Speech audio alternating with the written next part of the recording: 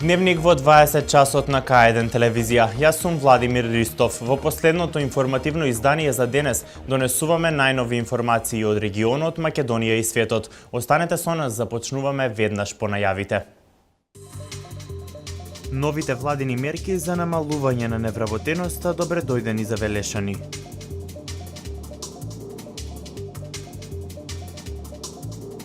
Општина Кавадарци воведе советодавна телефонска линија за помош при вработување.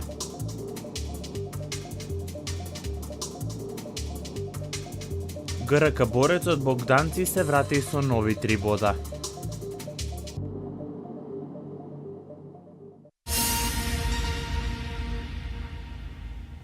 Најавите за нови инвестиции, владиниот сет мерки се директни индикатори дека бројката на невработени ќе се намалува. Поволностите кои ги добиваат работодавачите се еднакви и кога вработуваат помлади, но и постари лица. Анкетираните велешани со поддршка на новите стимулативни мерки. Староста повеќе нема да биде главен фактор за вработување на граѓаните. Поволностите кои досега важеа за лица до 29 години, сега важат и за оние до 35. Новите владени мерки ќе стимулираат вработување на сите старосни групи. Дури и лица постари од 58 години ќе можат да најдат работа. Со ова се нуди можност за вработување на сите невработени, кои според агенцијата за вработување во Велес изнесуваат околу 8300. Секако постарите и никој не ги вработува да им плаќа придонеси. Мислам дека ќе има ефекти. Мислам дека супер се мерките на владата, ќе има повеќе места за младите за вработување. Значи решението ќе го бараат тука, ќе останат. Постарите да можеме да се вработиме, тие што не се вработени. Економистите сметаат дека со новите мерки работодавците ќе се мотивираат да ги зголемат капацитетите на човечки ресурси. Поттикнувањето на вработувањето истовремено ќе значи намалени трошоци за водење бизнис. Велес ги исполнува сите услови за привлекување на инвеститори. Во наредниот период очекуваме дека и други странски компании ќе инвестираат во нашата општина, со што би се подобрила економската состојба и ќе имаат можност многу луѓе да се вработат во бизнис секторот. Компаниите кои ќе вработуваат ќе бидат ослободени од плаќање персонален данок и придонеси од најмалку 3 години.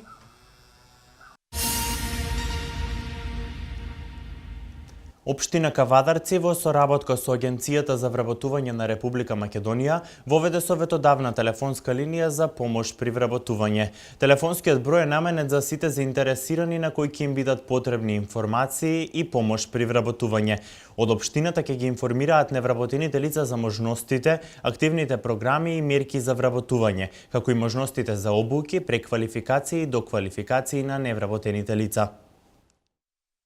Овој телефон го воведовме со цел да бидеме достапни и да помогнеме во процесот на активното барање на работа. Ние ова го работевме и во минатите 3, можеби и повеќе години, меѓутоа повеќе за странки кои што доаѓаа во локалната самоуправа. Сега тоа го прошируваме и за оние кои што не може да дојдат до локалната самоуправа да пријават од каков тип е нивната работоспособност или нивното образование во процесот на барањето на работно место и ние заедно со регионалната стопанска комора, заедно со Агенцијата за вработување во Кавадарци да им понудиме, односно да ги информираме овие лица каде можат да најдат работа и нормално да помогнеме во тој процес доколку има заинтересираност од страна на компаниите кои што гравитираат на територијата на Кавадарци па и пошироко. Се гради подпорниот зид на новиот кружен тек кај влезот на Велес. По изградбата на подпорниот зид од локалната власт велат дека работите ќе продолжат. Ќе се гради тротоара, ќе биде поставено и осветлување. Општина Велес денеска ќе отпочна градежните активности за изградба на подпорен зид на новиот кружен тек на влезот во градот. Зидот ќе се протега по целиот кружен тек, а неговата височина ќе изнесува околу 3 метра. Целта е да се спречат одрони на земјиштето. Со изградба на подпорниот зид нема да завршат градежните работи на оваа локација, додаваат велишките градски власти. Во наредниот период ќе биде направен и тротоар за да се зголеми безбедноста на пешаците, а ќе се постави осветлување за поголема прегледност.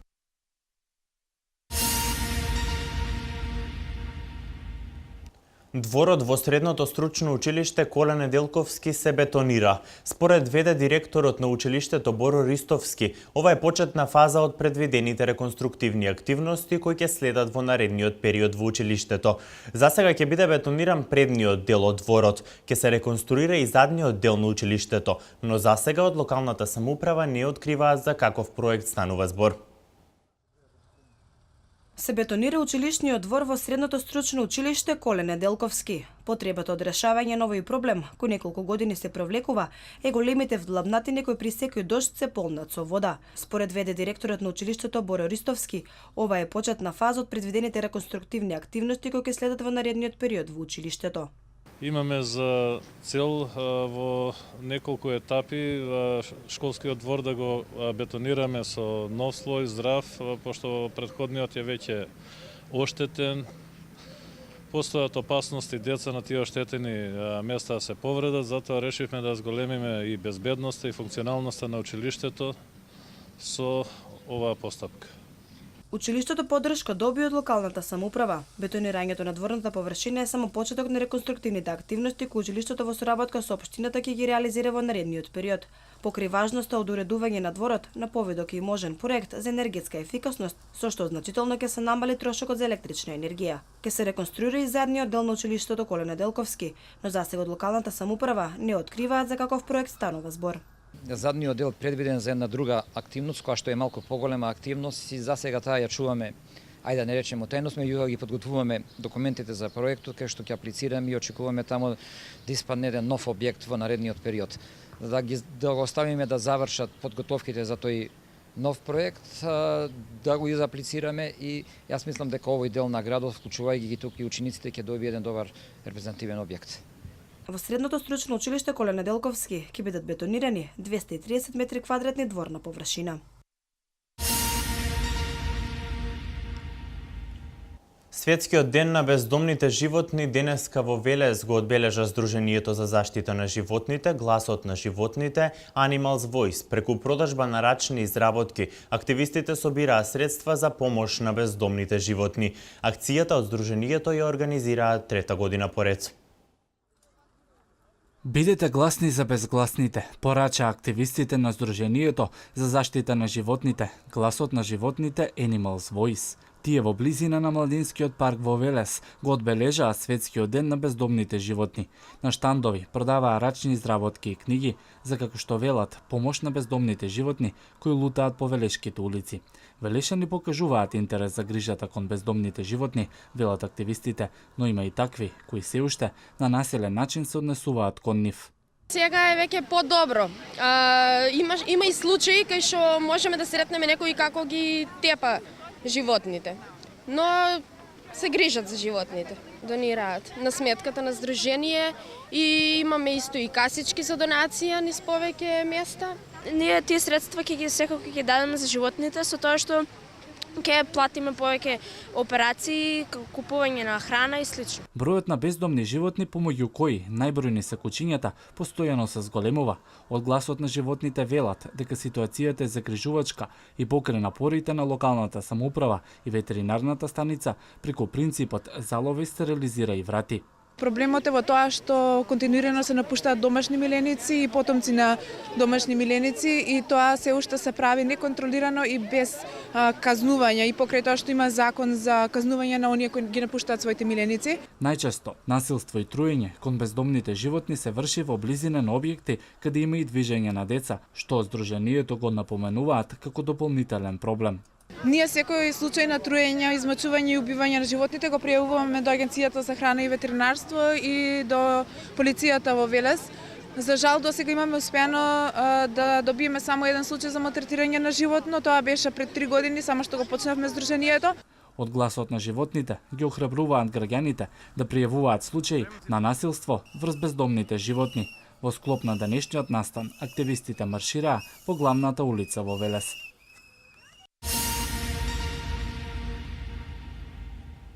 Вонредна превентивна дератизација против туларемија почна да се спроведува од денеска во Неготино, во рамките на програмата за комунални дејности и уредување на градежното земјиште на просторот на Неготинската општина. Истата е во согласност со заклучоците на Комисијата за заразни болести при Министерството за здравство.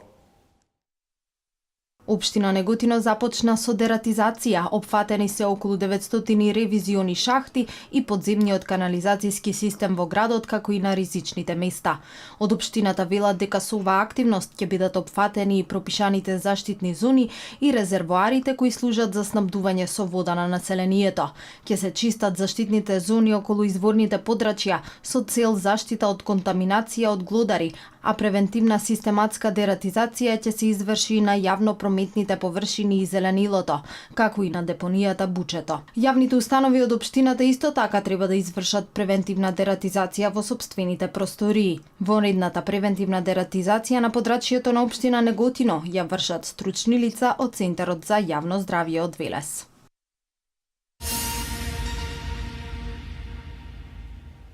На државното првенство во ракомет за ученички од средните училишта кој се одржа во Велес, настапија 6 средни училишта. Турнирот го освои спортската гимназија Методи Митевски Брицо во финалниот надпревар со Скопската гимназија Васил Антевски Дрен, со што го подигна пехарот за првото место. Денес во салата на основното училиште Блаже Конески во Велес се одиграа надпреварите од државното првенство во ракомет за ученички од средните училишта, на кои учествуваа 6 средни училишта од Македонија. Првиот и најнизвесен надпревар за третото место со почеток во 10 часот се одигра помеѓу тимовите на гимназиите Гоце Делчев од Куманово и Јосип Броз Тито од Битола. Со резултат 25-24 гимназијалките од Куманово на крајот беа подобри и со само 1 гол разлика го подигнаа пехарот за третото место.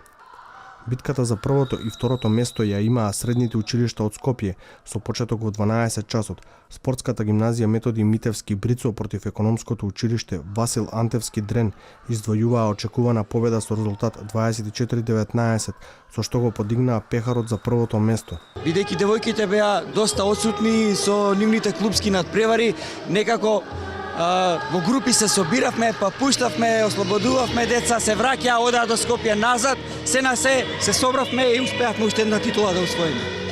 Јас сум презадоволен. Задоволни сме секако. Не беше очекувано, затоа што имавме играно пред тоа со нив. Беше тесно, меѓутоа подобри од победи се покажавме ние како подобри. Гимназијата Јосип Броз Тито од Битола ја доби наградата за Fair Play екипа, а наградата за најкорисен играч и припадна на Христина Пеовска од гимназијата Гоце Делчев од Куманово. Екипата на гимназијата Гоце Делчев од Куманово и на гимназијата Јосип Броз Тито од Битола прикажаа врвен ракомет за оваа категорија на надпреварување. Нормално надпреварот за прво место исто беше доста квалитетен, меѓутоа овие две екипи се од Скопје и веќе неколку пати се сретнуваат. На турнирот учествуваа гимназијата Ибрахим Темо од Струга и гимназијата Кочо Рацин од Велес, кои ги освоија 5-то и 6-то место.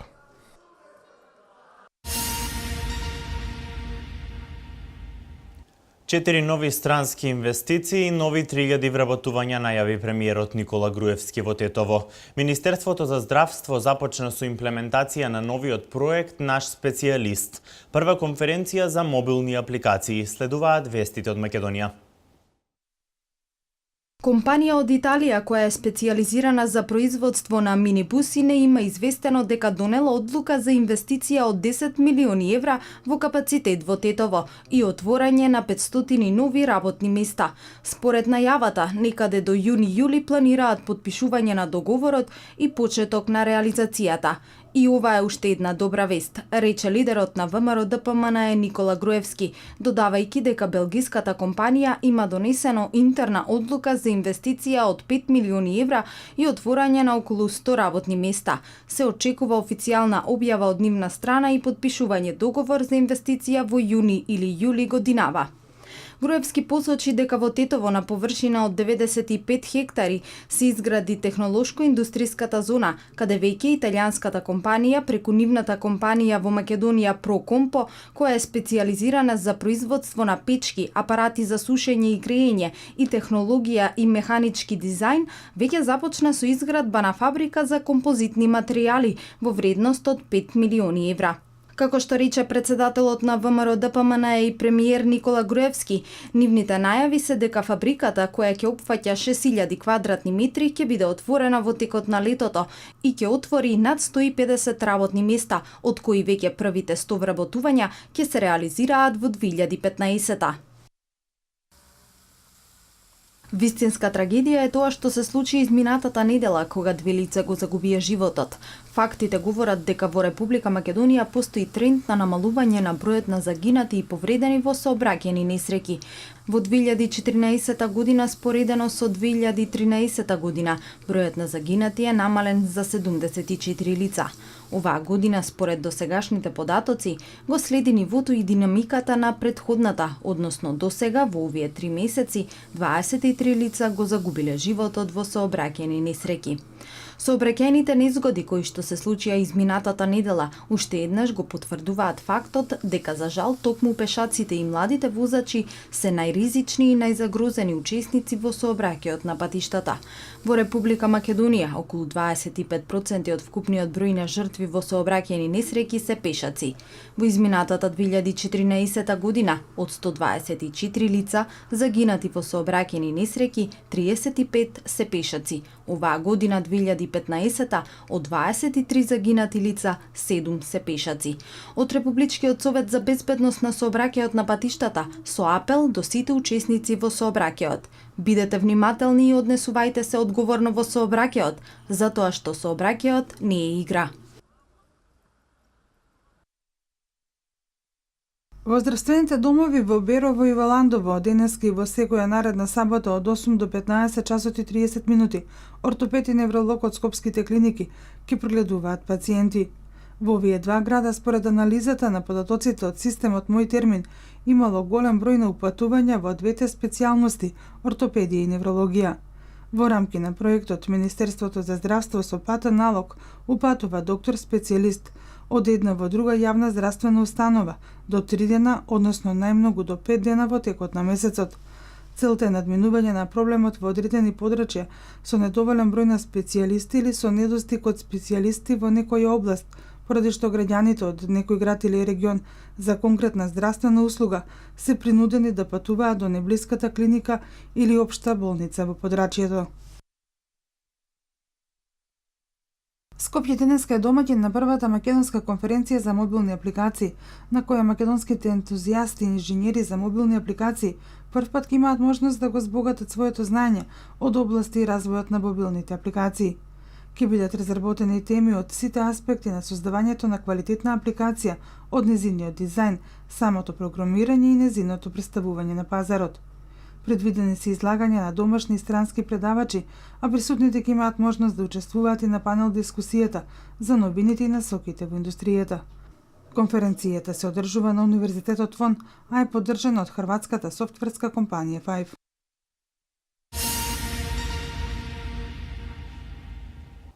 Учител, организатор на трагедијата во Кенија, во која животот го загубија 147 лица, од нив 142 се студенти.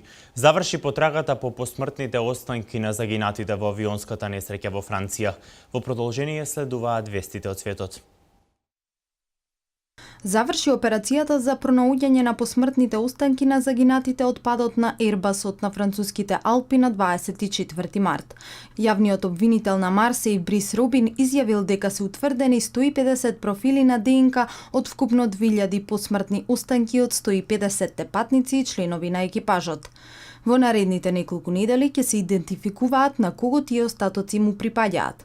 Потрагата по личните предмети на загинатите продолжува, а веќе од следната недела ќе се отстрануваат и деловите од авионот од местото на несреќата. Судската истрага потврди дека копилотот Андреас Лубиц намерно ги променил инструкциите на автоматскиот пилот и го срушил авионот. Поранешен учител, исламистот Мухамед Мухамуд, бил организатор на масакарот на Универзитетот во Гариса, во кој беа убиени 148 студенти. Тој бил припадник на сомалиската екстремистичка група, а се бара и за повеќе убиства во североисточна Кенија. Учителот е познат под прекарот Куну, за чие пронаоѓање полицијата нуди 20 милиони шилинзи за да го уапсат. Мухамед е кениски државјанин и етнички сомалиец.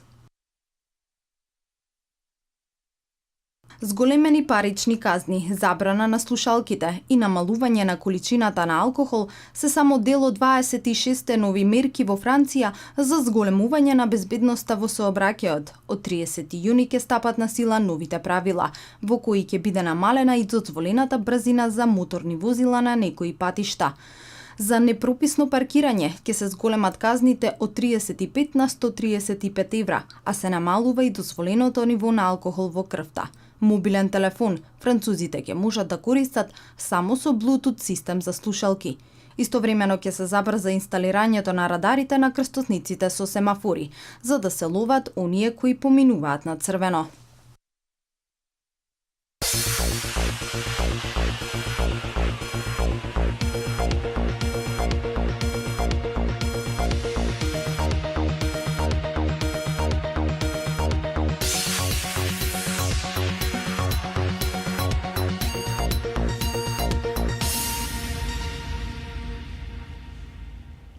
На денешната традиционална меѓународна спортска манифестација и линденски кајак слалом, која се одржа на Матка, велешанецот Љубомир Спасик официјално го потврди репрезентативното место за учество на светското првенство во Лондон, квалификации за Олимписките игри 2016 во Рио де Жанеиро и Европското првенство во Германија. Проследете ги останатите вести од домашниот спорт. Во дерби над преварот од првата машка ракометна лига кој денес во 14 часот се одигра во спортската сала Млас помеѓу екипите на Младост од Богданци и градскиот ракометен клуб Борец од Велес, велешани издвојуваа значајна убедлива победа со резултат 22-31. По првиот дел ракометарите на Борец водеа со 5 разлика, а на крајот заслужено победија со што се искачија на втората позиција од табелата и дополнително ги зголемија шансите за освојување на титулата. Тимот на градскиот ракометен клуб Борец имаше безрезервна поддршка од градоначалникот на општина Велес, управниот одбор на клубот како и навивачката група Гемиџии, кои допатуваа организирано во Богданци и во текот на сите 60 минути непрекинато го бодреа својот клуб.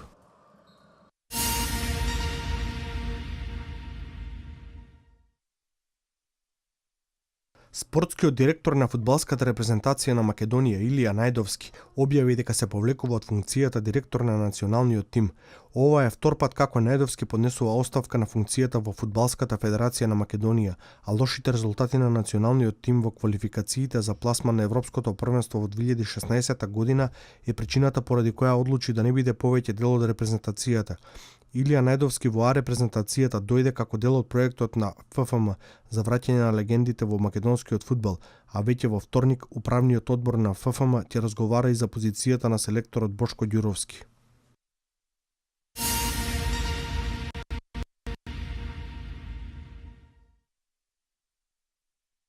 Председателот на Македонската кошаркарска федерација Даниел Димевски преку соопштение до јавноста и официјално потврди дека се повлекува од функцијата. Оваа одлука беше донесена на состанокот на управниот одбор на МКФ, на кој меѓу другото се дискутирало за надминување на големата криза во македонската куќа на кошарката. На 27 април е закажано ново редовно собрание, на кој ќе биде избран новиот наследник на Димовски, на кое се очекува Петар Наумовски да ја превзеде председателската функција.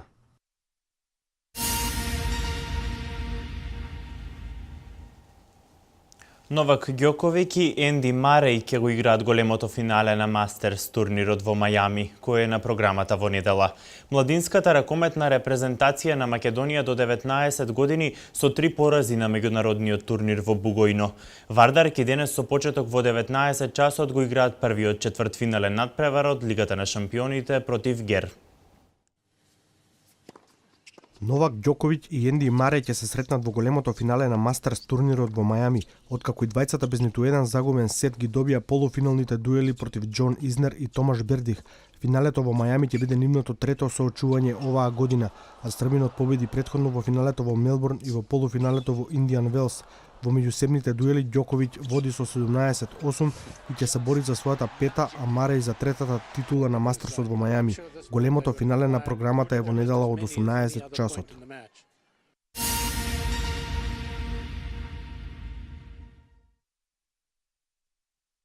Младинската ракометна репрезентација на Македонија до 19 години ниту во последните два обида на меѓународниот турнир во Бугајно не успеа да дојде до победа.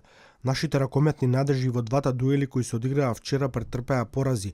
Најпрвен од селекцијата на Полска со резултат 26-22, а вечерта против домашната репрезентација на Босна и Херцеговина во тесен надпревар кој заврши 34-33. Со овие резултати Македонија целосно ги загуби шансите да заврши барем втора во групата, а со тоа да дојде до полуфинале на турнирот.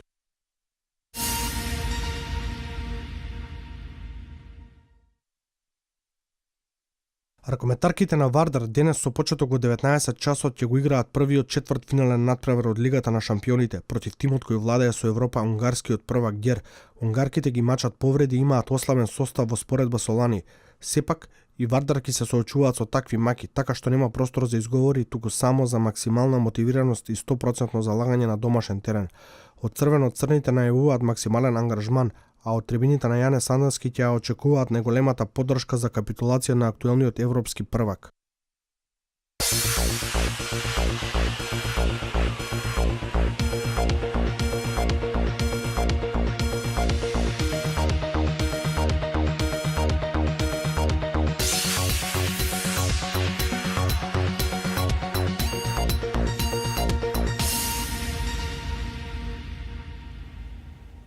Денеска имавме сончево време со умерена локална облачност. За утре се очекува дестабилизација на времето и појава на врнежи од дожд. Утринските температури од 1 до 6 степени, а дневните ќе се движат во интервал од 7 до 14 степени.